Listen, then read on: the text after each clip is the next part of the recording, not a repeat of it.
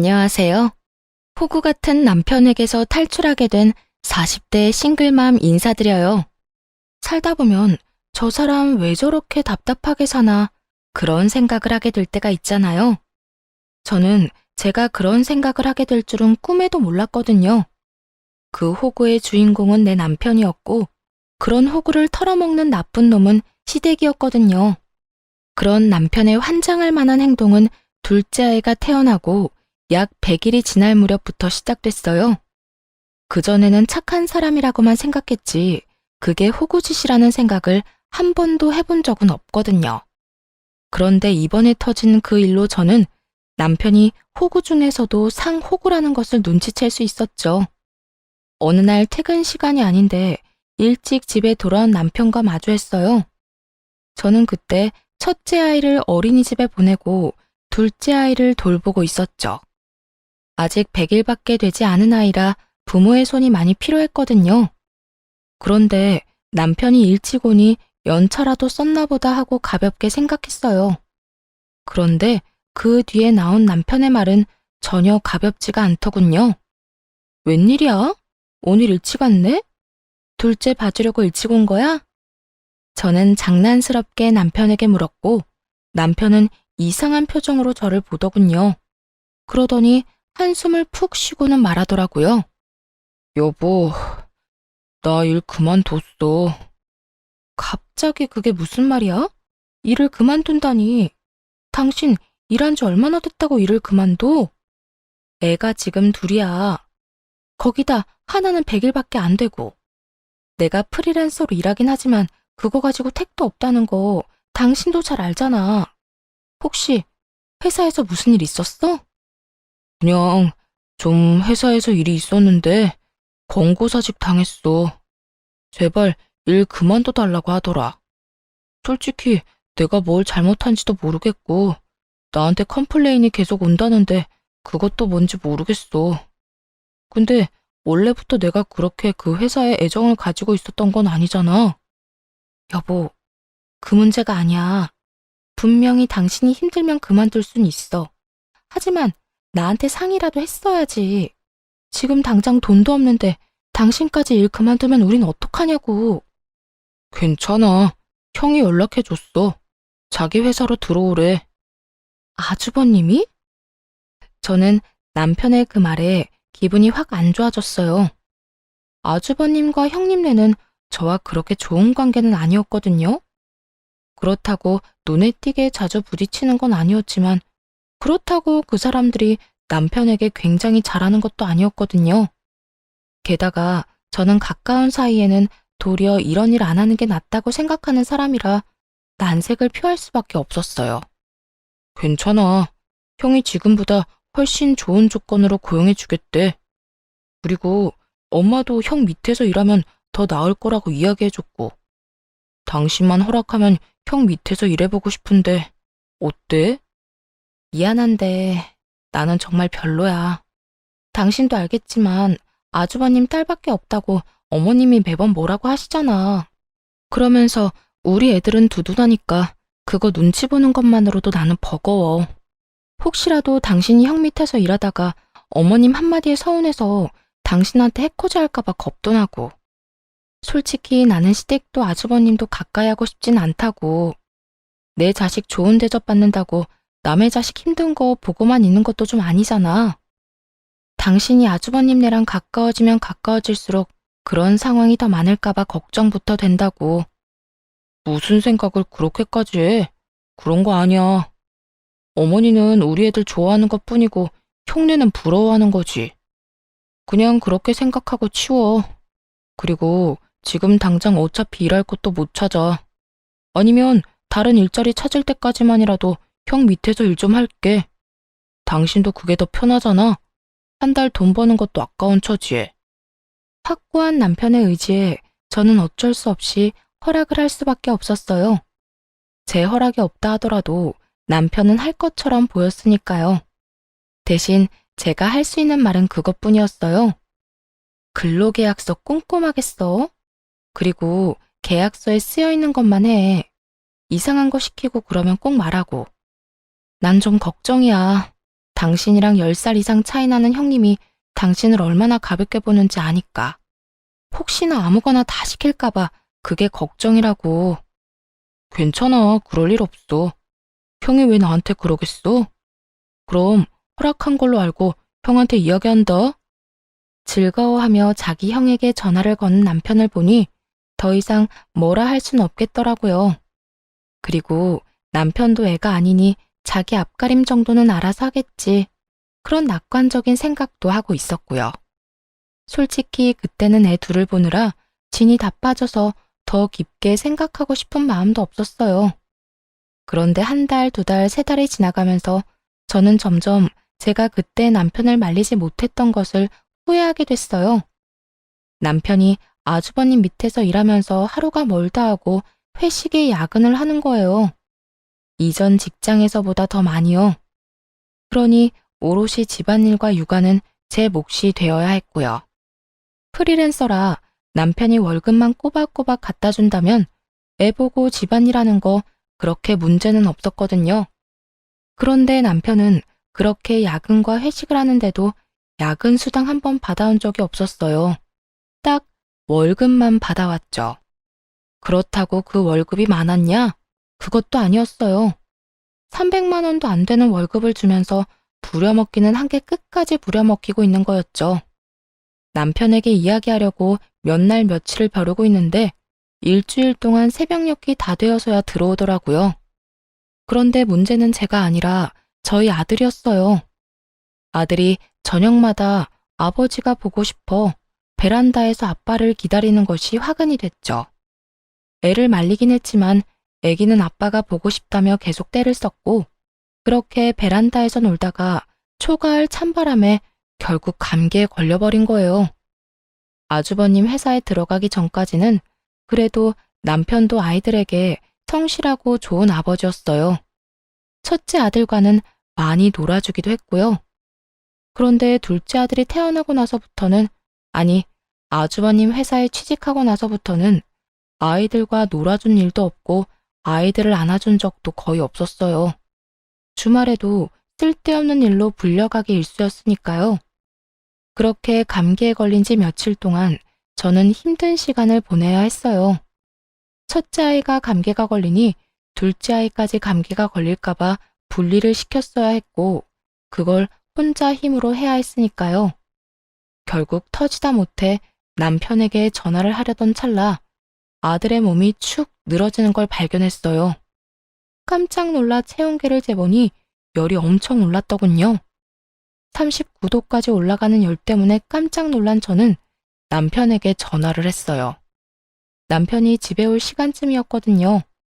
남편이 퇴근해서 집에 오면 아이 둘을 데리고 병원을 갈 생각으로 남편에게 전화를 한 거였어요. 당신 지금 어디야? 집에 안 와? 퇴근 시간이잖아. 뾰족하게 곤두서 있는 제 목소리에 남편이 신경질적으로 이야기하더군요. 갑자기 왜 전화해서 짜증이야? 나 오늘 회식이라고. 밥 먼저 먹든지 알아서 해. 내가 그깟 밥 때문에 전화한 줄 알아? 지금 첫째 열나서 병원 가야 해. 내가 애들 둘을 다 데리고 혼자 병원을 어떻게 가? 둘째가 아직 돌도 안 지났는데. 당신이 와야 병원이라도 갈 거 아니야. 나 없으면 아무것도 못해? 그럼 택시라도 타고 가. 네가 없어서 아무것도 못하는 게 아니라 이럴 때라도 좀 곁에 있으라고 전화를 한 거야. 네가 그러고도 아빠야? 애가 너 찾다가 감기 걸리고 열까지 나는데 제정신이면 회식 제쳐두고서라도 달려와야지. 나한테 애 다 맡겨놓고 너 도대체 뭐 하는 거야? 너 아주버님 회사 들어가고 이상해진 거 알아? 뭐 약점이라도 잡혀서 휘둘리는 거야? 아니면 나랑 헤어지고 싶어서 선 긋는 거야? 그런 거 아니야. 제발 좀 그만해. 어쨌든 나 오늘 일찍 못 들어가니까 당신 알아서 애 병원 데리고 가든지 해. 남편 목소리 너머로 들리는 아주버님의 웃는 목소리 때문에 저는 더 열이 받았어요. 남편이 제 이야기를 듣지도 않고 바로 전화를 끊어버리자 저도 열이 받을 대로 받았죠. 그래서 둘 다 엿 한 번 먹어봐라 하는 심정으로 시모에게 전화를 걸었어요. 그래, 무슨 일이냐 갑자기. 애가 아프다고 하지 않았어? 네, 어머님. 지금 아기가 열이 심해서 병원을 가봐야 할 것 같아요. 근데 애 아빠가 오늘 회식이라서 늦는다고 하네요. 죄송하지만 차가 없어서 그런데 어머님이 차 몰고 와주시면 안 될까요? 지금 둘째도 감기 기운이 있어서요. 뭐? 아니, 이 녀석은 애가 아프다는데 무슨 야근이야? 알았어. 잠깐만 기다리거라. 내가 차 몰고 가마. 시모는 참 옛날 사람이었어요. 남아 선호 사상 아시죠? 딸만 셋인 아주버님네 손녀들보다 저희 집 손자들을 더 관심 있게 지켜보셨죠. 그래서 가까이 하기 어려웠지만 그렇기 때문에 이런 때에 시모를 불러들인 거예요. 귀한 손주 내팽개친 남편놈과 아주버님 욕 좀 보시라고요. 시모가 차를 몰고 와서 부랴부랴 병원으로 갔어요. 첫째는 감기에서 폐렴으로 진행이 된 상황이었고 둘째도 감기 초기였죠. 폐렴이라는 얘기에 시모가 저에게 화를 내더군요. 너는 일하는 것도 아닌 게 도대체 집에서 뭐 하느라 애를 이 지경으로 방치를 시켜? 우리 귀한 손주들한테 무슨 일 생기면 어쩌려고 그래? 너 정말 정신 안 차릴 거니? 도대체 폐렴이 뭐야, 폐렴이? 어머님, 제가 열심히 하고 싶어도 할 수가 없는 게 현실이에요. 첫째가 왜 아픈지 말씀드릴까요? 첫째요. 아빠 보고 싶어서 베란다에서 아빠 기다리다가 초가을 날씨에 감기 걸린 거예요. 그런데 이 사람이 애가 그렇게 감기 걸린 걸 알고도 집에 들어오질 않고 매일 새벽에 들어오니 애기는 더 애 같아고 그러다 보니 폐렴으로 진행된 거고요. 이게 제가 막는다고 막아지는 일이에요? 애가 아빠 보고 싶다는 걸 그럼 어떻게 말릴까요? 그리고 저도 이제 마냥 애만 볼 수도 없어요. 남편 월급 300만 원도 안 되게 벌어오는데 지금 애들 독방 육아에 집안일까지 제가 다 해야 하고 생활비조차 제대로 나오지 않아서 저도 일해야 할 판이라고요. 그런데 더 열받는 건 이 와중에 회식을 자기 돈으로 하고 있더라고요. 남편 말로는 아주버님이 나중에 다 돌려준다고 얘기했는데 그 말만 벌써 2달째예요. 돈 돌려준 적 없고요. 제가 이렇게 살아서 뭐해요? 애는 아빠 기다리는데 아빠는 매일 회식에 야근이지. 야근 수당도 안 나와서 생활비는 매달 부족하지. 저 이번 달에 남편 얼굴 제대로 본 거 5일도 안 돼요. 어머님, 이런 식으로 일하는 게 맞나요? 아주버님 직장에 괜히 보낸 것 같아요. 애한테도 몹쓸 짓이고. 제 말에 시모가 깜짝 놀랐어요. 그런 상황이라고는 전혀 상상도 못하고 있던 것 같더군요. 노발대발한 시모가 당장 아주버님에게 전화를 걸더군요. 그리고는 당장 소아과 앞으로 오도록 이야기하더군요. 너 동생 데리고 쓸데없는 일 하고 다닐래? 무슨 야근이랑 회식이 이렇게 많아? 너 동생 그러려고 데리고 갔니? 엄마가 이야기했지? 동생 제대로 돌봐주라고. 너 때문에 빚 못 보고 살았어도 네 동생이고 우리 손주들 아빠야. 너 동생한테 잘해야 한다고 몇 번을 이야기했어? 이런 식으로 늦게까지 애 데리고 있지 마. 쓸데없는 일 가지고 우리 손주들이 아빠 보고 싶은데 아빠도 못 보게 하는 게 말이 돼. 그리고 월급은 왜 또 그렇게 적게 줘? 야근 시켰으면 수당도 맞게 챙겨줘야지. 동생을 무슨 하인처럼 부려먹어? 어머니, 그런 게 아니고 직원들 사기 차원에서 그런 거고 돈은 곧 주려고 했어요. 야근도 회식도 한 달에 한두 번이면 되지. 곧 주려고 했어가 아니라 지금 당장 줘. 내가 보는 앞에서. 그리고 한 번만 더 우리 손주들 안 좋은 소식 들리면 그때는 너라도 용서 못해. 알아들어? 따끔한 시모의 말 때문인지 그 뒤로 남편의 야근과 회식은 확연히 줄었어요. 그리고 돈도 제대로 받았죠. 그것만으로도 좀 숨통이 트이더군요. 그러나 그 뒤로 아주버님은 저를 눈의 가시처럼 여기기 시작했죠. 그리고 그건 형님도 마찬가지였어요. 형님은 아주버님과 결혼해서 딸만 셋을 낳았어요. 요즘 같은 시대에 딸이 더 좋다고 하고 저도 딸을 원했지만 이 시댁만큼은 다른 나라 이야기였죠. 아들을 낳지 못한 것이 죄인이 되는 곳이 바로 이곳이었으니까요. 남편이 시모에게 인정을 받지 못해도 저희가 그나마 시댁의 도움을 받으며 살 수 있던 것은 저희 두 아들 덕분이기도 했어요. 형님네가 아들이 없으니 자연스레 시모의 관심이 저희 아들들에게로 향했으니까요. 그런데 그 시모의 관심이 이런 무참한 일을 불러일으킬 줄은 저도 상상조차 못했어요. 제가 졸도할 만큼 충격적인 소리를 들은 건 둘째가 돌이 될 무렵이었어요. 그게 무슨 말이야? 우리 애들을 아주버님 집에 입양을 보내자고? 당신 미쳤어? 그게 왜 미칠 일이야? 형님네 딸밖에 없잖아. 그래서 어머니가 우리 애들 둘 중에 한 명을 형 아들로 보내자고 말씀하셨어. 벌써 오래전부터 어른들 사이에 이야기 나왔던 걸로 아는데? 아니, 그런 걸 왜 어른들이 결정하는 거야? 우리 애들 일이잖아. 애들이 어떻게 하고 싶은지 물어봐야지. 그리고 아직 어린애를 엄마와 떼어놓는다고? 상식적으로 이해가 가? 다 커서 데려간다고 하면 애한테 물어보기라도 하지. 어릴 때 데려가겠다는 건 나랑 연을 끊어놓겠다는 거랑 뭐가 달라? 아무것도 모를 때 보내는 게 낫지. 그리고 생각해봐. 별거 없는 우리 집에서 지내는 것보다 형님네에서 누릴 거 다 누리면서 지내는 게 더 낫다고 생각하지 않아? 그건 당신 생각이지. 지금 애들한테는 정서가 더 중요해. 근데 거긴 지금 이미 3명이나 자식이 있잖아. 게다가 당신 아주버님이랑 형님이 우리 애한테 잘해줄 거라고 생각해? 여태껏 딸만 낳았다고 어머님한테 그렇게 구박을 받은 형님이? 갑자기 아들 생기면 잘 됐구나 하고 잘해줄 거라고? 당신 바보야? 그건 네 편견이고 그런 식으로 좀 생각하지 마. 어디 모르는데 보내냐? 그런 것도 아니잖아. 다 지들 좋으라고 하는 일인데 당신도 너무 고깝게 보지 말고 이해를 좀 하려고 노력을 해. 아니, 난 절대 못해. 나는 우리 애들 다른 데 입양 보낼 생각 없어. 당신이 만약에 우리 애들 계속 다른 사람한테 넘기려고 하면 난 절대로 당신 용서 안 할 거야.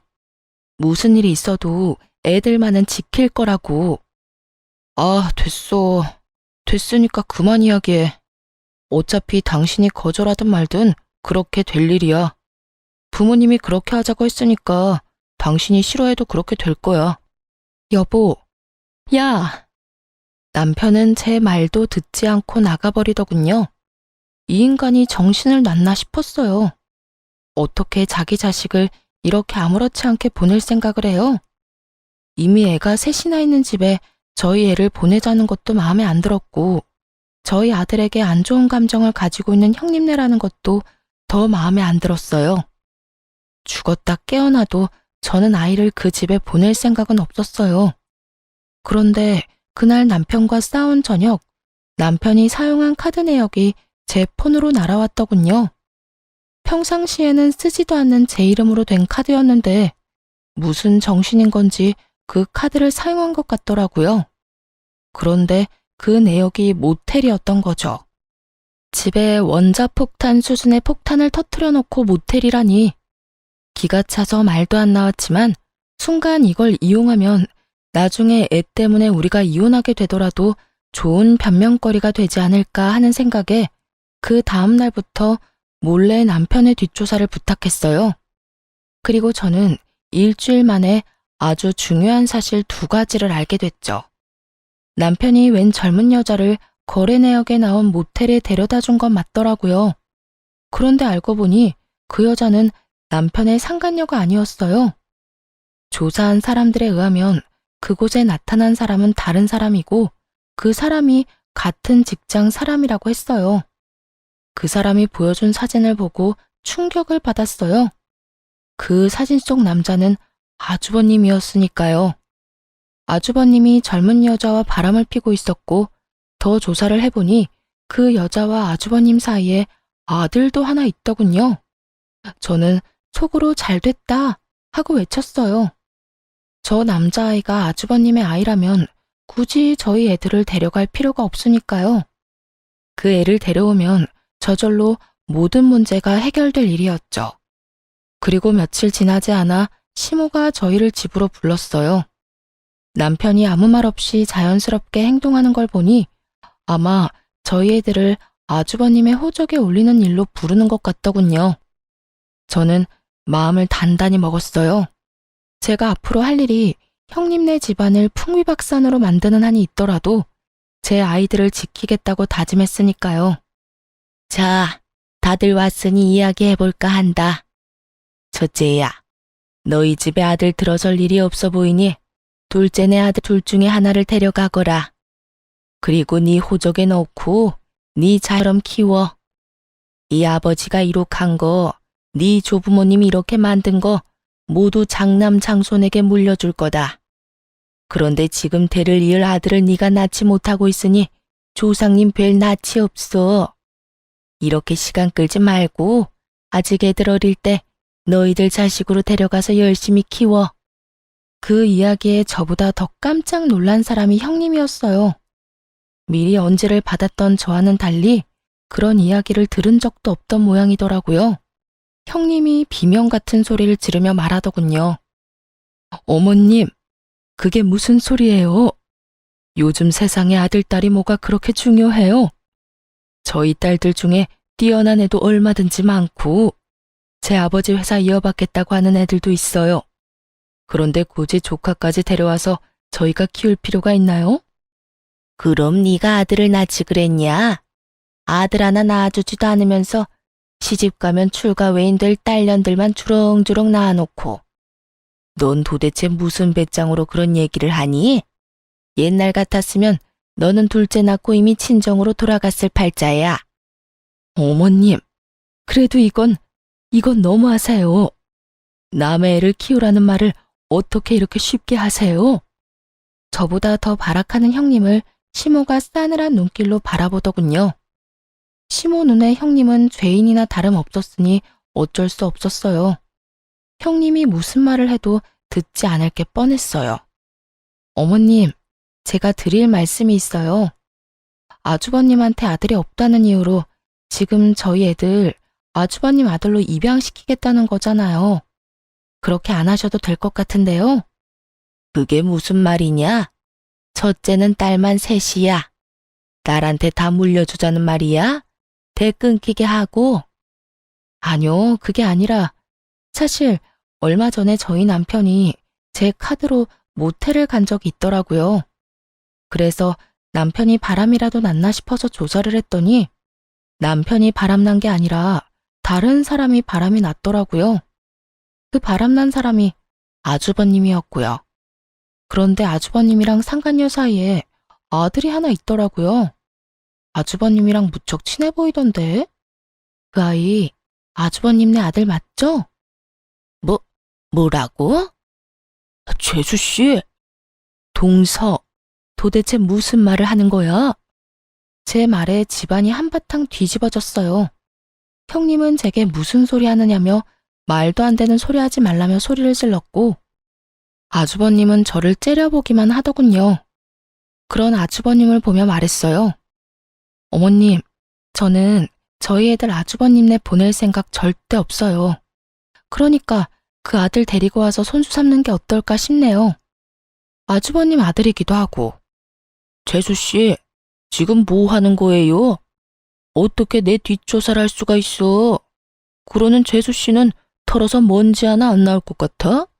나도 당신 뒷조사 한번 해볼까? 뒷조사 하시든 말든 상관없는데 저는 제 아이 지키기 위해서라면 뭐든지 합니다. 그리고 뭐라도 이용해야죠. 어차피 데려가서 곱게 키울 것도 아니면서.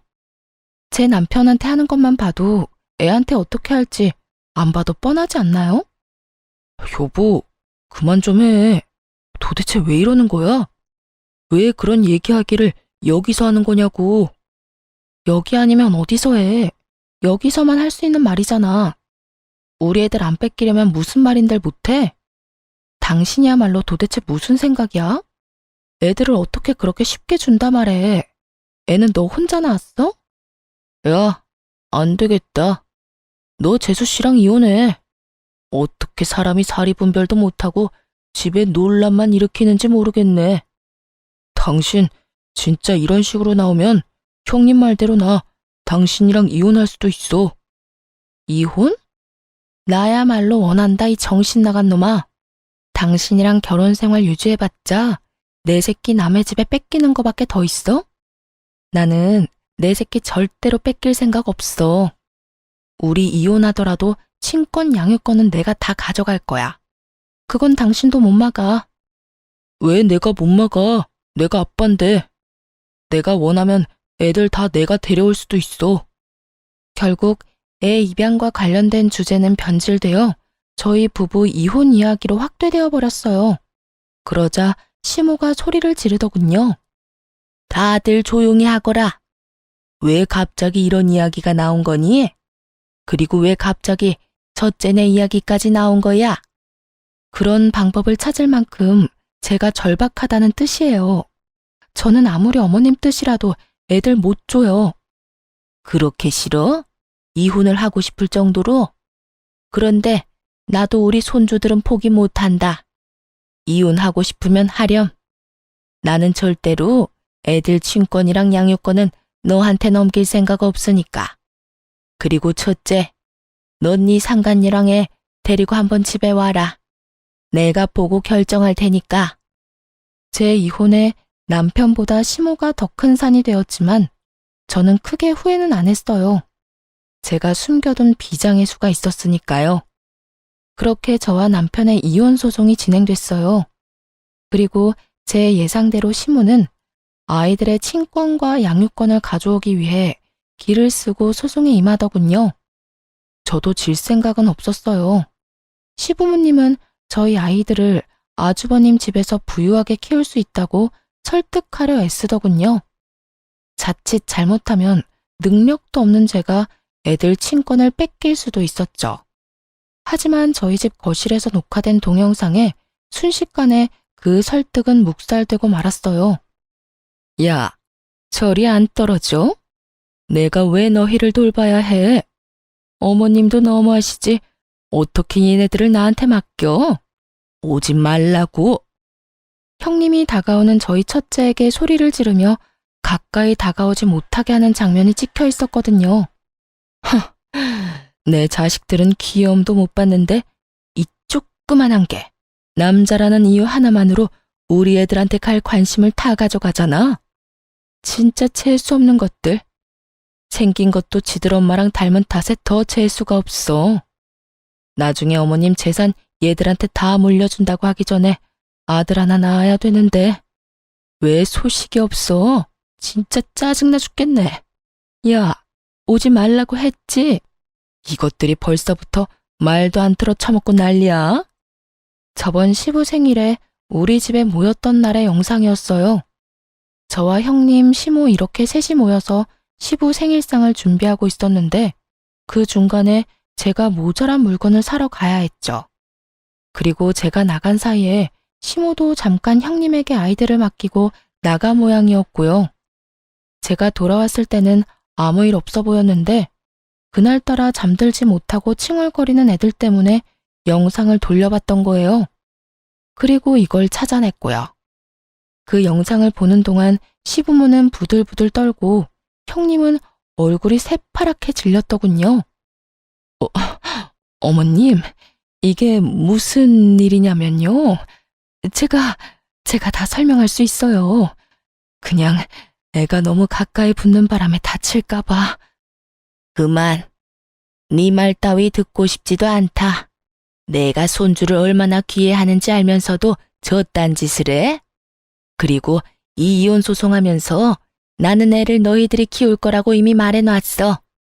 이걸 안 봤으면 내 손주들이 너한테 핍박받으면서 괴롭게 크는 꼴만 봤겠구나. 이제 아시겠죠? 시댁 어르신 두 분은 연세 때문에 안 될 거고 형님네는 우리 애들 잘 키울 수 없는 환경이고 그리고 저 사람은 자기 자식을 다른 집으로 입양 보내자고 하는 놈이니 양육자가 될 수 없죠. 그러니 잘 아셨으면 이 정도에서 물러서시는 게 어때요? 저희 애들 말고 데려온 애 있잖아요. 아주버님네 아들. 차라리 그 애를 자식으로 들이세요. 저희 애들 불쌍하게 만들 생각 마시고. 그 애는 자식으로 들이려니 자기도 같이 이 집에 들어오는 게 아니면 싫다는구나. 내가 첫째 며느리 생각해서 여태까지 그 애 들이는 거 그다지 좋게 생각하지는 않았는데 오늘 이 영상을 보니 생각이 좀 달라지네. 시모의 차가운 눈빛이 형님을 훑고 지나갔고 형님의 얼굴이 차갑게 굳었어요. 어머님, 아니죠? 설마 그 여자 진짜로 이 집에 앉힐 생각이세요? 내가 왜 못하니? 너희 이혼시키면 그 여자도 이 집에 들어올 자격은 충분하지. 내가 가만 보니 자식은 제 어미가 키워야겠더구나. 어린 것 핍박하는 널 보니 그런 생각이 더 들어. 결국 시모 눈밖에 난 형님이 눈물을 주룩주룩 흘리며 시모에게 안 된다고 소리를 지르더군요. 그렇게 저의 이혼은 양육권, 친권 모두 제가 가져온 것으로 마무리가 됐어요. 저는 아이들을 데리고 분할된 재산과 위자료를 받고 친정으로 돌아가기로 했어요. 그런데 편안해진 건 저뿐이었더라고요. 시댁은 여전히 난리가 난 상황이었죠. 저번에 저희 부부 이혼 소송 도중에 시모가 아주버님과 형님에게 이혼을 하라고 한 것 때문인지 상간녀가 아주버님 집을 자기 집처럼 들어왔거든요. 미래의 시어머니가 그러라고 했다면서요. 그런데 그렇게 밀고 들어온 날 형님도 무슨 생각인지 시모에게 상간녀의 아들에 대해 친자 검사를 해보라고 했다는 거예요. 철두철미한 시모도 그 말에 일리가 있다 싶었겠죠. 처음에야 장남에게 장손이 생겼다는 말을 듣고 반색하며 반가웠을지 몰라도 남의 씨를 데려온 거면 끝나는 거잖아요. 그렇게 검사를 맡겼는데 결과가 나온 날이 공교롭게도 시모가 저희 아들들과 마지막으로 얼굴 보며 인사하고 싶다고 했던 날이었던 거죠. 그 덕분에 저는 그 집안에 든 망조를 고스란히 목격했고요. 글쎄 검사 결과가 친자 불일치로 떴어요. 아주버님의 아들이 아닌 거죠. 그 일로 기세등등해진 건 형님이었어요. 어머님, 보셨죠? 저 상간녀가 다른 놈에 낳아놓고는 남편 자식이라고 우기는 거. 우리야말로 뻐꾸기 자식을 키울 뻔했어요. 형님은 상간녀를 비웃으며 그렇게 말했지만 상간녀도 지지 않더군요. 상간녀는 피식 웃더니 형님에게 말했어요. 그러는 자기는 굉장히 순결한 척하네. 당신이 나보다 더하면서 어떻게 된 게 애 셋이 전부 남편 자식이 아닐 수가 있대? 그렇게 내놓은 것은 세 딸과 아주버님의 친자검사 결과였어요. 집에 쳐들어와서 뭘 하나 싶었는데 형님네 딸 셋의 친자검사를 맡긴 거였더라고요.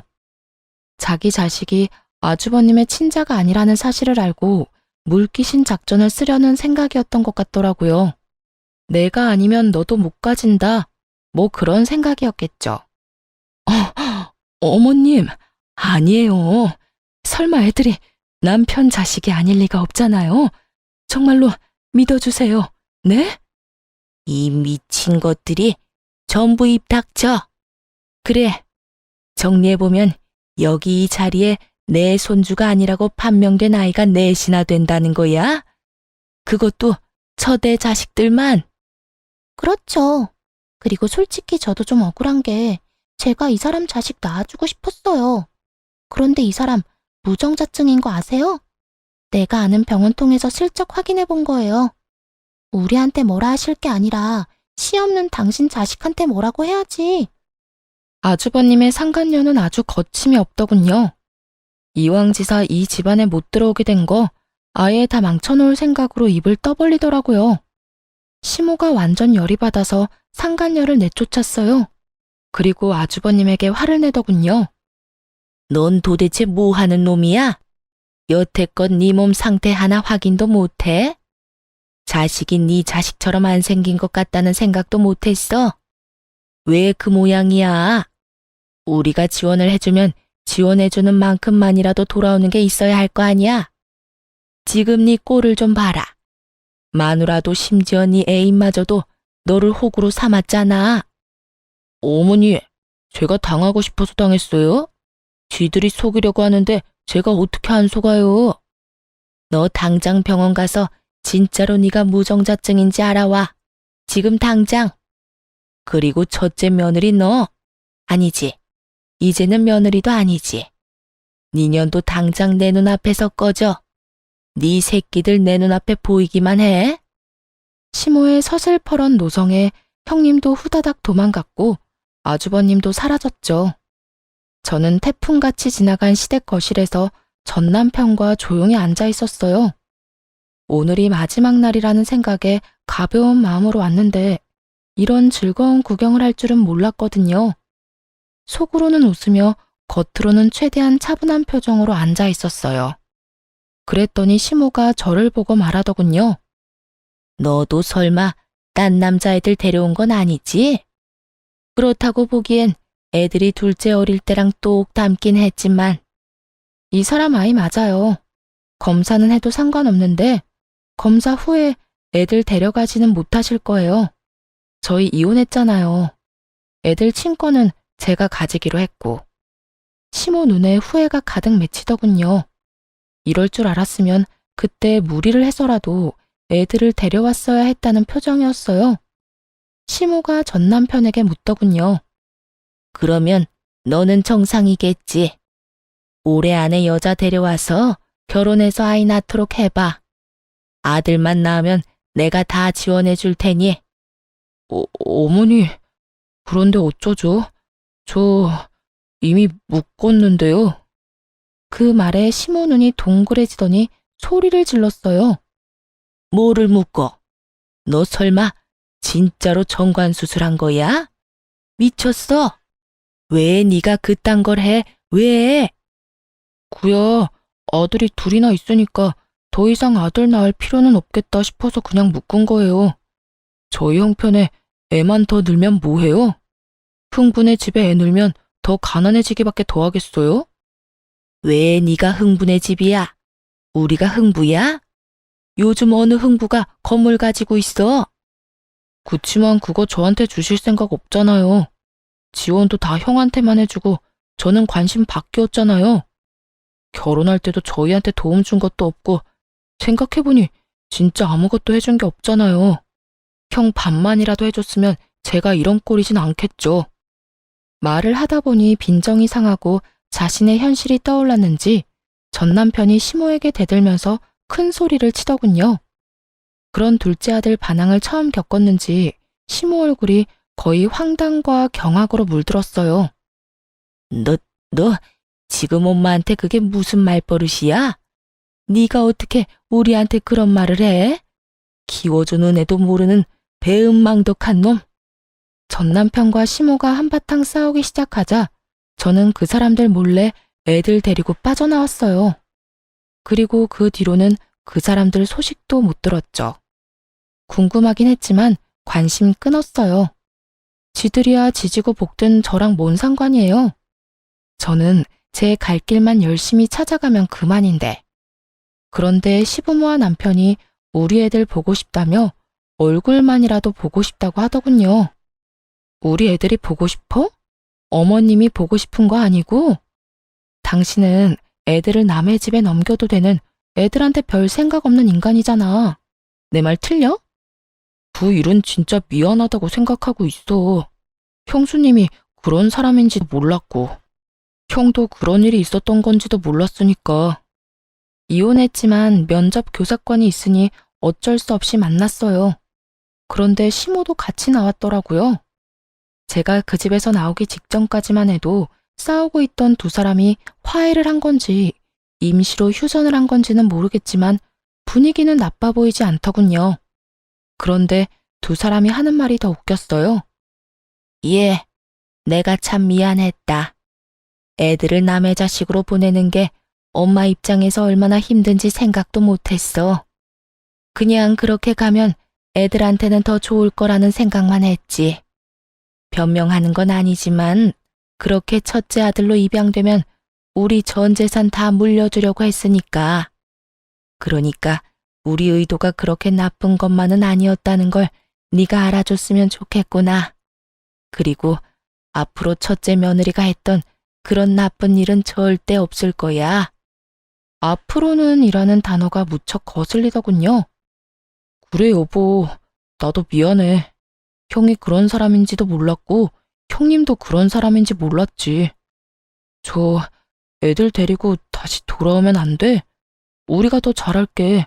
엄마도 우리 애들한테 다 지원해준다고 했고.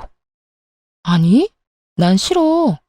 자식들한테 사랑 없는 아빠랑은 같이 살고 싶어도 그렇게 못 살아. 이미 신뢰가 다 깨져버렸으니까. 여보, 잘 생각해봐. 아니면 애 하나라도 형 밑으로 넣어주면 안 돼? 대신 부모님이 형 말고 우리 애한테 유산 다 물려주신다는데. 엄마가 우리 애들 친자검사 다 했는데 내 자식이라고 결과 나와서 다 해주신대. 저 모르게 친자검사까지 했다는 말에 헛웃음이 나오더군요. 그 와중에 또 저를 의심해서 그런 짓까지 했다는 게 너무 가소롭고 짜증나서 열받았지만 전 남편이 다시 자기 형 밑으로 애 넣겠다는 말에는 참지 못하겠더라고요. 너 진짜 웃긴다. 또 친자검사는 언제 했대? 의심됐으면 그냥 의심하고 말지. 그랬으면 이렇게 우리 애들 나 찾아와서 그딴 미친 소리는 안 했을 거 아니야. 그래, 우리 애가 네 핏줄인 건 맞아. 그건 빼도 박도 못하는 진실이지. 그런데 왜 굳이 또 아주버님 밑으로 애를 넣으려는 거야? 정신 나갔어? 네가 키우겠다고 했으면 단 1초라도 생각이라는 건 해봤을 거야. 그런데 아주버님은 절대 안 돼. 넌 그렇게 당하고도 아주버님을 몰라? 여보, 형 욕하지 마. 형도 이번에 많이 반성했어. 그런 일 벌인 건 형이 잘못한 일이지만 그렇다고 우리한테 직접적으로 폐를 끼친 적도 없잖아. 그래, 그게 중요한 거지. 걔 마누라가 잘못한 거지 걔가 잘못한 건 아니잖니. 그러니까 너도 오해를 풀고.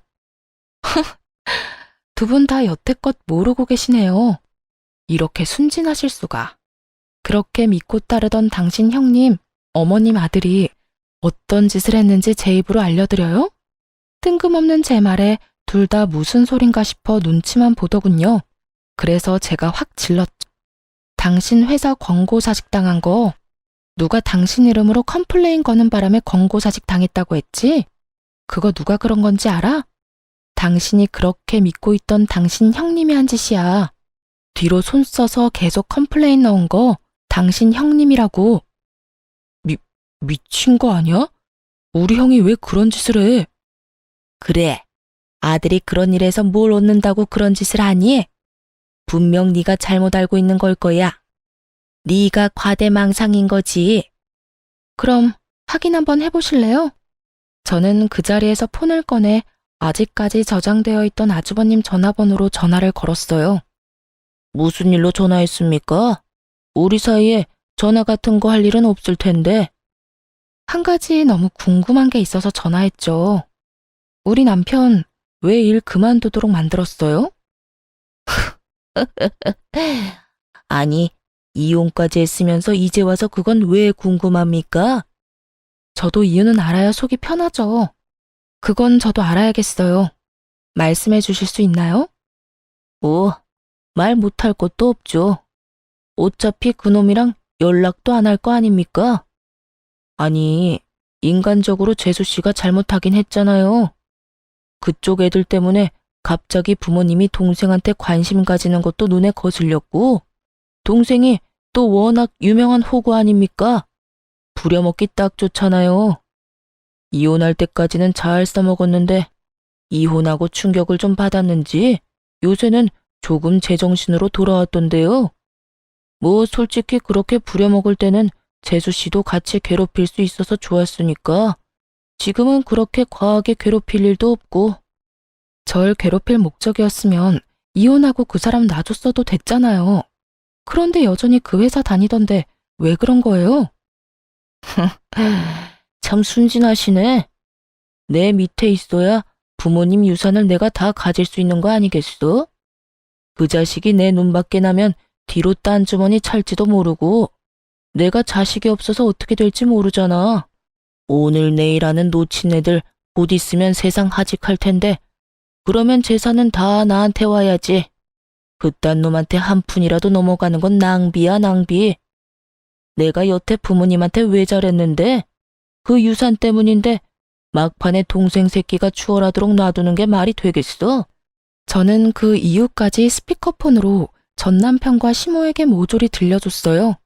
그리고는 어깨를 으쓱했죠. 시모와 전 남편의 분노는 상상을 초월했어요.